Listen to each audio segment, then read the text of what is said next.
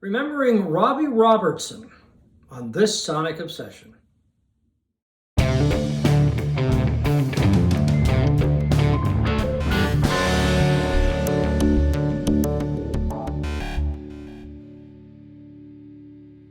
Sad news this past week. Robbie Robertson, a founding member of the band, passed away.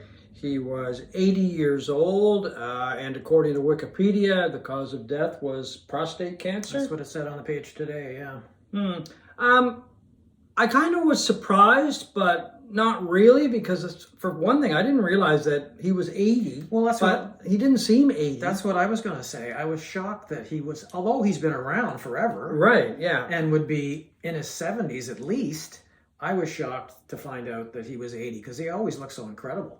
Yeah. You know, he looked young, and I saw a picture from him earlier this year where he married his longtime girlfriend, and he looked great in that, although his hair was kind of mostly gray, which hasn't been the case for a while. But yeah, I was just surprised that he's, you know, one of the last people you would expect. Yeah, on a short list of rock stars who are nearing the end of their life, he would be near the bottom. Yeah. He just never seemed that old to me. But when you stop and think about it, I mean, the thing is that Robertson and the rest of the guys in the band all looked older when their first album came out, or even the band album came out. I thought they were a bunch of grizzled old men from the southern U.S. until I found out differently, of course. They look like a cross between Civil War veterans and rabbis. Yeah, you know? And then once they get rid of the hair on their face and trimmed it down on their head, they looked actually a lot younger. So anyway. Yeah, anyway, he was, you know, one of the giants of rock, the central figure in one of the most influential bands of all time, in The Band. The Band, yeah. And the greatest Canadian band, in my opinion, and I suspect it's yours as well. Oh, yeah, by all means. Yeah. They just changed music when they came out with this crazy record in 1968, music from Big Pink.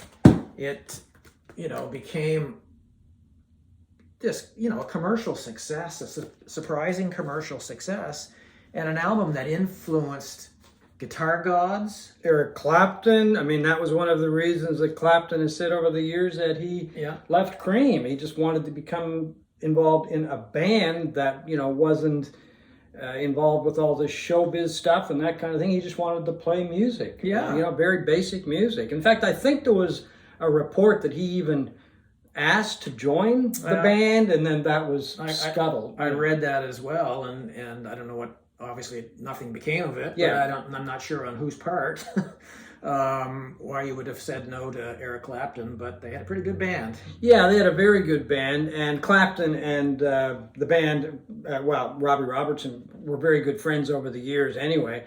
But it was really, I think, his songwriting that made the band. Mm-hmm. That's one of those things that has come up for dispute and for debate over the years.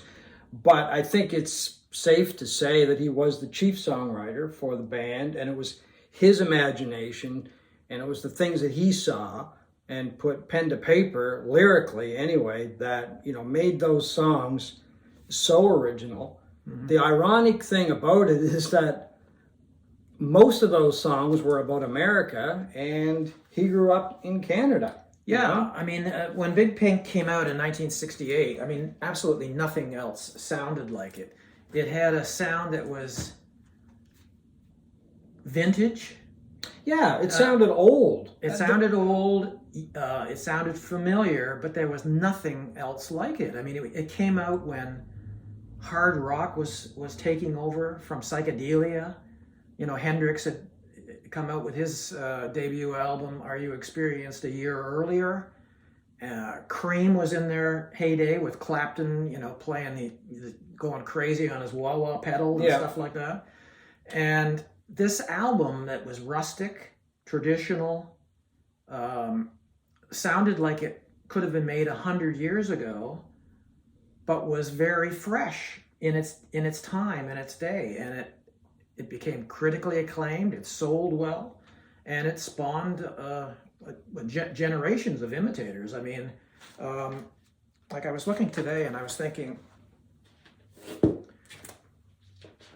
would there have been Working Man's Dead by Grateful Dead in 1970? Would there have been Tumbleweed Connection, which came out in what, 71, 72? Something like that, yeah. Would there have been those albums Probably not. without Big Pink, yeah. Big Pink? You know, I don't Well, know. I mean, there's a lot of people will say that the band were responsible for the growth of Americana, or responsible for Americana. Yeah. And that the band and Robertson invented Americana. Well, you can call it America Canada too. Yeah, well, I liked Robertson's response to that in an interview that he did, and he shot back and he said, "Excuse me, it's North Americana.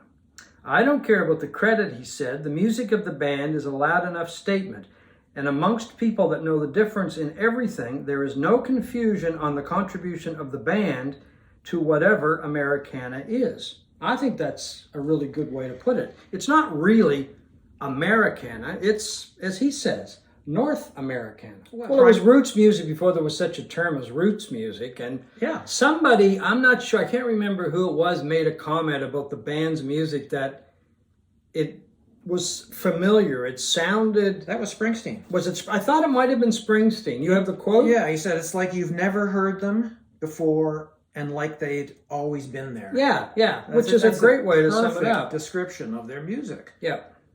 It was old-timey, yet modern, coming out in 1968 when music was changing so dramatically. These guys had the gumption, the gall, the craziness, stupidity to put out an album that sounded just the polar opposite of what was popular in the day. The Beatles psychedelia, the hard rock of Hendrix, Blue Cheer and stuff like that. And these guys are, playing mandolins and stuff.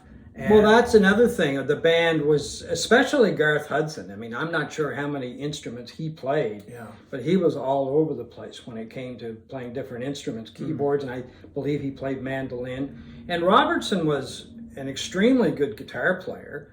distinctive guitar player. And very distinctive. You knew it was him. Yeah. And it's one of those things in a lot of tunes you have to kind of really listen for it, but it is there, and it gave the band that distinctive sound as well. Yeah, the other thing you got to remember is these guys weren't they weren't new kids on the block or anything. No. They'd been around for years, playing all over North America. I mean, they started off with Ronnie Hawkins as the Hawks, and they must have played every beer joint from Toronto to Southern Alabama Ontario, or Louisiana. I mean, they played all over the place. So they had the chops, right? And they probably just got to a point when they got to Woodstock, New York, and sat back and started writing tunes. It was like, okay, let's just play it our way. And laid back, I guess, might be one way to describe some stuff. But then you get a song like Chest Fever, which is definitely not laid back. It's very heavy. It's very intense. And I think a lot of people wouldn't even realize it was the band on first listen. And it's from Big Pink as well. Yeah. We should say, give a little background on Robbie for those who don't know. He was born in Toronto in 1943. His mother was Indigenous. His father was Jewish. And he began playing guitar at 13 years of age, and by 16 was working professionally. Yeah. I mean, these guys toured, played constantly in the bar circuit in Toronto and Southern Ontario, and eventually hooked up with Ronnie Hawkins and then eventually Bob Dylan, and the rest is history. Yeah, Bob Dylan came into the picture, and that was it, really. I mean, then they went away and became the band and came out with music from Big Pink. You know, his life was not without controversy. He was accused by some of his fellow bandmates. I don't know if it was all, particularly Levon Helm, that he took all of the credit, all of the writing credit for these songs. And, I can understand those concerns partly, I guess, because these guys were working all the time. They were writing songs, recording together, and there's no doubt, like Chest Fever, Garth Hudson's incredible organ crescendo at the start of that song. I don't imagine Robbie Robertson wrote that. No. I mean... It was probably something that was built up over during a jam session or something. And I did years ago, I did a couple of interviews with Levon and got to know him pretty well. And he was very, very bitter about the whole songwriting thing. Very bitter. And he thought that the rest of the guys in the band should have got more credit for writing the songs and putting the songs together. But Robertson had the credit right from the get-go. That's the thing that I find difficult about it is why did he get credit so early? And my feeling is that, I mean, this is a guy that went on and continued to. He was writing music right up until the end of his life. Really. Yeah, I've got a comment from him about that when he's talking about their songwriting credit. And this was a comment he made in 2020. I share the publishing and songwriting credit with Levon. This was he was talking about a song. The other guys said they wanted to sell their part of the publishing. When we started out, everyone was supposed to write songs. When they didn't, I thought they were being lazy. But some people can write songs and some can't. Levon didn't write songs. I gave him credit on some songs because he was around. Garth was a great musician, but he couldn't write. Ringo Starr doesn't write songs. Charlie Watts doesn't write songs, and they don't share publishing credit with the other guys in their groups. After 16 years together, this is to your point, Levon never once mentioned songwriting. When it came up, I was generous about it. I did stuff I didn't have to do, and I did it to be a good friend. It was 10 or 15 years after that when Levon was struggling financially, and he's blamed someone else for what happened with him. This was another case of that. So that was a comment from Robertson about the songwriting issue. So anyway, I don't know. I mean, this is the kind of thing that has popped up over the years with other bands as well, with other artists, right? And there are some artists who they just share all of the songwriting credits. I think U2 does. I believe it's U2. Yeah. They're credited to everybody in the band. So anyway, but when you're writing a song and then you write the song and then you take it to a band and then people are putting it together and there's input from somebody on something and input from somebody else on something else, is that a songwriting credit or is that the arranging? You can get arranging credits, and I don't know whether any of the band members got those, I have no idea. No, I don't know either. But to U2's credit, maybe that's the way to go. You just for the sake of peace and harmony in a band, because these things can, the band should have been together longer than they were, and it was because of that and drug abuse and drinking and all that probably led to the demise when it shouldn't have happened, really. Yeah, I mean, their last couple albums weren't all that great. I mean, they weren't that memorable as far as that goes when compared to the early stuff. So maybe their time had come. They were responsible for what I consider the greatest rock and roll film ever made, or the greatest music film ever made, and that is The Last Waltz. I don't think anybody has come close to equaling it. Maybe Stop Making Sense by I would put that one Talking Heads. I would put that one right up there with The Last Waltz. But I mean, that was the first real film about a rock band at their peak and pinnacle and celebrating their supposed final concert. We know that it went on after that, but without Robertson. Robbie Robertson. Without Robertson. Yeah, we should talk about his career. Well, he got involved with film with Martin Scorsese, and then he went on to work with Scorsese. Yeah, he was soundtracks. He was his musical producer, gathering music and also composing some music for all kinds of Raging Bull, The Departed, The Irishman, Color of Money, and actually he's got a new one, the new Scorsese film that's coming out. I'm not sure when it's coming out this year. Sometime. It's supposed to be this year. Yeah, it's supposed to be this year. And that's coming out. It's called The Killers of the Flower Moon, which is based on a really good book. I read the book years ago. So that was, I'm assuming that's probably one of his last works. Yeah. Anyway.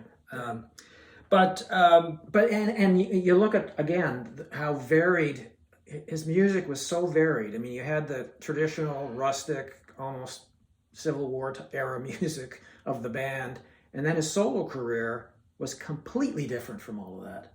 Nothing in his solo career sounds like like the band at all. No, I mean, he put out, what, 5 albums, I believe? 6, I think. Was it 6? I thought it was 5. But anyway, this is the first, and this is my favorite. Yeah. I have heard most of the other ones. Storyville's not bad. Storyville's pretty good. Storyville is a pretty good album, but I think this one is tremendous. I know it took a long time to produce. It cost a lot of money. Speaking of U2 plays on this album. Peter Gabriel's on that album. Yeah, that's pretty he was also an actor. Yeah. Carney with Gary Busey and Jodie Foster. Yeah.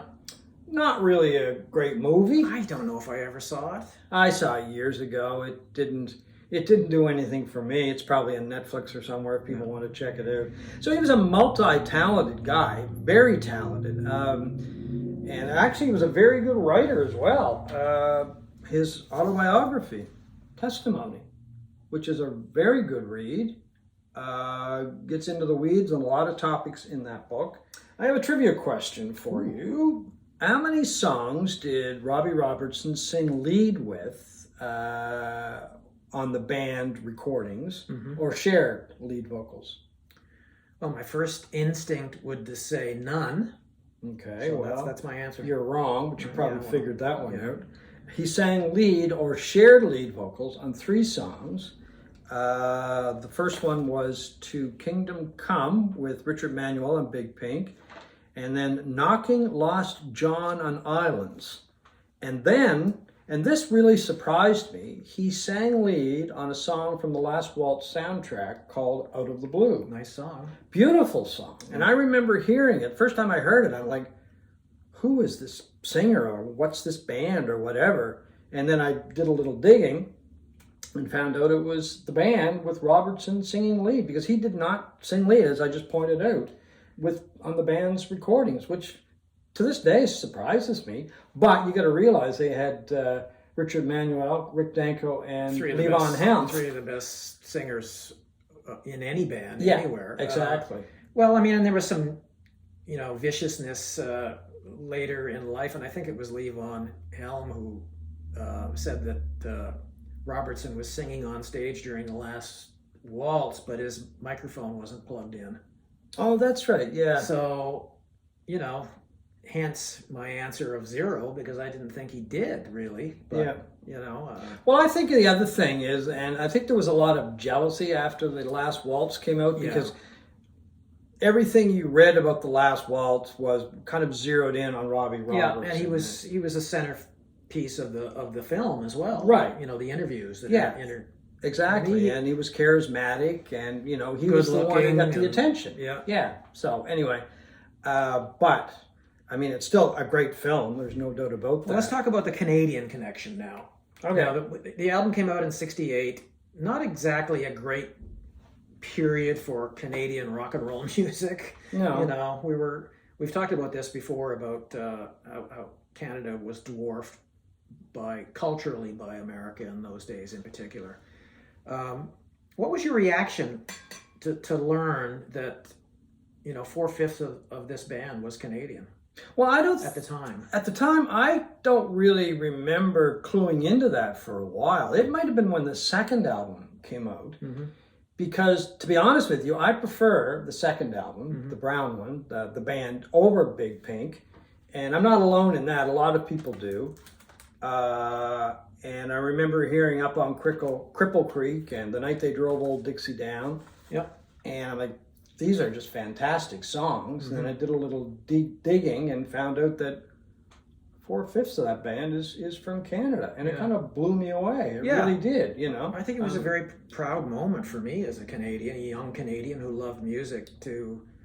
I remember thinking, why couldn't they all be Canadian? Why did there have to be one non-Canadian? Levon spent enough time here. We could call him an honorary Canadian. I mean, I thought these guys, when I saw pictures, were, as I said, like 4 old guys from the southern U.S. who just came in from working on the railroad or whatever. I mean, I was surprised to find out that they weren't as old as they were, and then I was surprised again to find out that most of them were from Canada. And especially Robertson. I mean, being such a tremendous songwriter and guitar player. Well, and can you imagine, in Robertson's case, writing a song that has become an absolute standard, like The Wait? Yeah. You know, I was watching a video by somebody today, and I forget who it was. I should give him credit, but you know, he said it's a song that is trotted out anytime there's a massive, like the Crossroads or something. You know, it's the kind of song that they would play, like "Will the Circle Be Unbroken" or something at the end of everybody comes on stage and sings this. It's one of those songs. Everybody knows at least some of the lyrics of this song. Well, look at the version that the Staple Singers do on Last Waltz. Yeah.